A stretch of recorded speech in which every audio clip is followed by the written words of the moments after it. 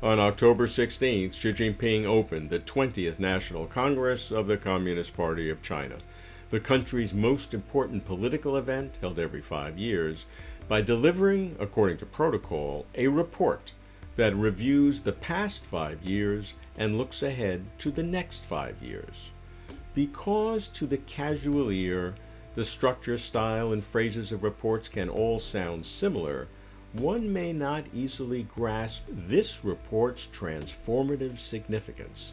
In fact, there are new ideas and original thinking, often expressed with new phrases and subtle shifts in emphasis and tone, which collectively provide insight into how Xi Jinping is thinking and what China is planning. In my commentary, I review what remains constant, and I highlight what strikes me as novel and worthy of attention. I start with the timeline, because while the year 2035 was introduced at the 19th CPC National Congress, Xi now makes it explicit that the party is leading China in a two-step process to full modernization and national rejuvenation. According to the formal language, basically realize socialist modernization by 2035 and build a great modern socialist country by mid-century.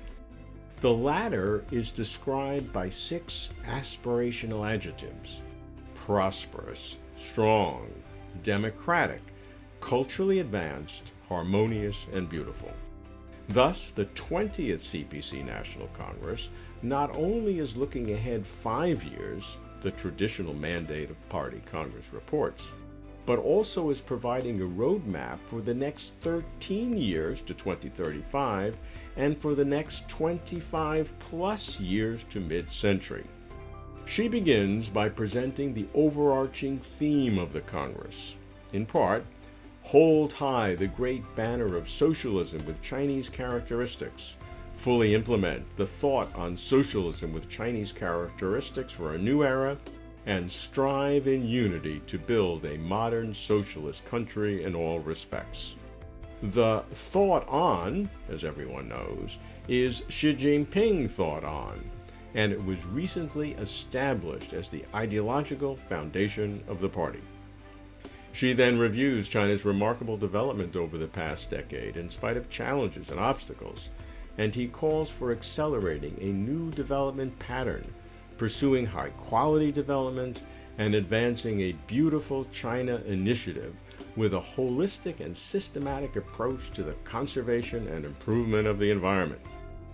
Consistent themes stress overall and uncontestable party leadership, carrying forward the great founding spirit of the party staying close to the people in a people-centered approach to development, and governing the party strictly with respect to work styles and moral behaviors. Now, here are some directives that I call out as new and noteworthy. My list is personal and by no means exhaustive. Common prosperity is featured but not overweighted. Common prosperity is intended to enhance standards of living for the relative poor. But common prosperity, she stresses, is not welfare and handouts. Hard work and equal opportunity are essential.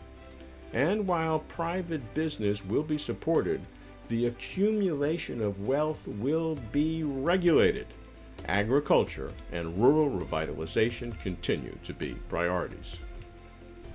National security is more comprehensive than I've heard it before, encompassing every aspect of Chinese society, from food security to dual circulation, enhancing the domestic market for economic self-reliance, to industrial supply chain resiliency, to ideological integrity, to resolutely safeguarding the political system, which everyone knows is party-led, and to defending national sovereignty and territorial integrity.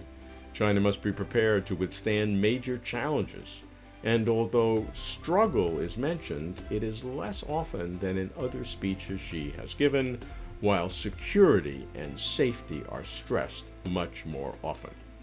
Science and technology self-sufficiency is perhaps the most important, especially in light of escalating U.S. sanctions.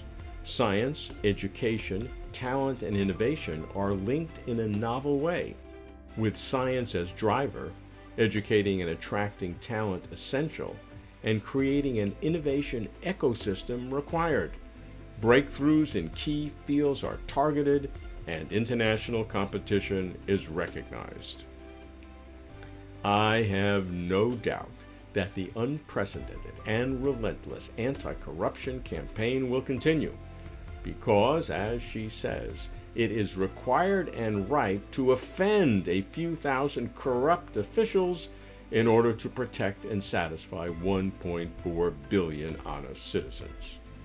Whole process people's democracy is featured as democracy in its broadest form, stressing the people's oversight and direct democracy at primary levels. And a brief reference to trade unions catches my ear. Rule of law is stronger, more detailed, frankly more convincing than in prior reports. The marketplace is reconfirmed as playing a decisive role in allocating resources, which is not new, but it is noteworthy, because some analysts have suspected retrenchment or return to status control. Reform and opening up will continue, though stressed less than at other occasions. The government is to play an improved role in allocating resources, which indicates recognition of the need to improve. Internationally, China is offering overtly to all humanity, especially to developing countries, a new form of human advancement, a new way to modernization, infused with Chinese experiential insight and supported by Chinese economic strength. China should proactively engage the world, contributing Chinese culture, offering Chinese ideas, showing the real China. There is undeniably more emphasis on military development, with specific admonitions, from new defense-related technologies and equipment to the need for training to face real-world combat conditions. Taiwan is featured prominently.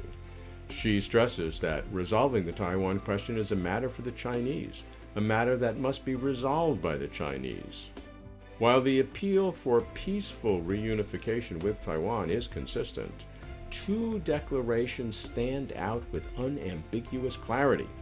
Taiwan reunification is essential for national rejuvenation, and the use of force will never be renounced to stop Taiwan independence. As she puts it, the use of force would be directed solely at interference by outside forces and the few separatists seeking Taiwan independence and their separatist activities.